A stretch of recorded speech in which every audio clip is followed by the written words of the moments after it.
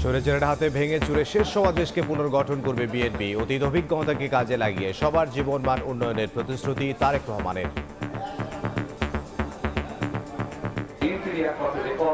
বিএনপির একমাত্র অভিজ্ঞতা আছে কিভাবে দেশকে সঠিকভাবে পরিচালিত করতে হয়।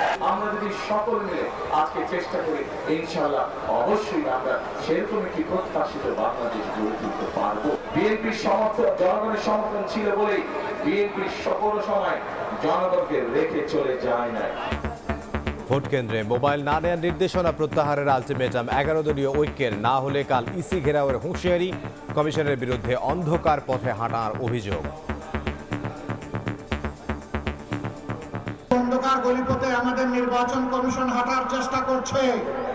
তারা নির্বাচনের দিন 400 মিটারের ভিতরে সব ধরনের রেকর্ডিং বা ক্যামেরা, মোবাইল সব কিছুকে তারা নিষিদ্ধ করতে যাচ্ছেন। দিনের আলো থাকতে থাকতে এই বিধিবিধান পরিবর্তন করেন। আগামীকাল না হলে ইলেকশন কমিশন ঘেরাও হবে। প্রচারণার শেষ দিনে বিরামহীন ব্যস্ততা। ভোটারদের দ্বারে দ্বারে প্রার্থীরা। ভোটের দিন প্রশাসনকে সজাগ থাকার আহ্বান বিএনপির।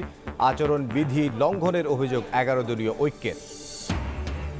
নির্বাচনে অতীতের মতো ব্যবহৃত হবে না পুলিশ। নিরপেক্ষ ভূমিকা পালন করে উদাহরণ তৈরির ঘোষণা। ভোট ঘিরে কোনো হুমকি নেই, নিশ্চিদ্র নিরাপত্তা ব্যবস্থা গ্রহণ।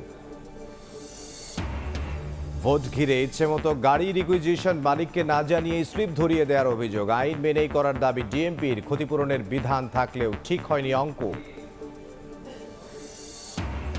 10,000 টাকার বিনিময়ে হত্যা করতেন র্যাব কর্মকর্তারা। ট্রাইব্যুনালে সাবেক সেনা প্রধান ইকবাল করিম ভূঁইয়া। গুম খুনের অভিযোগে ডিজিএফআই এর বিলুপ্তি দাবি।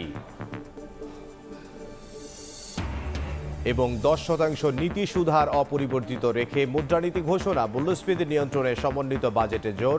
আইএমএফ এর সব শর্ত পূরণের দাবি গভর্নরের।